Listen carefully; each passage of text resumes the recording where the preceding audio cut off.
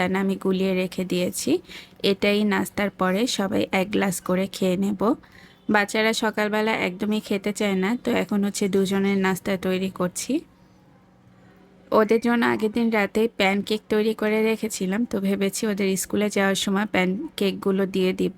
আর pancake ঘরে তৈরি করা একদমই সোজা, এরপরে কোনো একটা ভিডিওতে আপনাদের সাথে শেয়ার করব।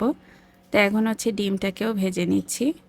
রুটি ছেঁকে নেওয়া আর ডিম ভাজি করার জন্য এই কড়াইটা আমার কাছে বেস্ট লাগে।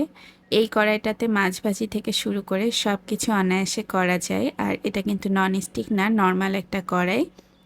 আর এই কড়াইতে কোনো কিছুই তেমন লেগে যায় না, তো এজন্যই এটা ইউজ করতে আমার কাছে খুব ভালো লাগে।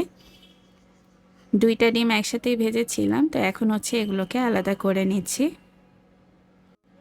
ঈশানের বাবা সাধারণত বাসায় নাস্তাটা করে যেতে চায় না, তো সেজন্য ও অফিসে যেয়ে যাতে নাস্তা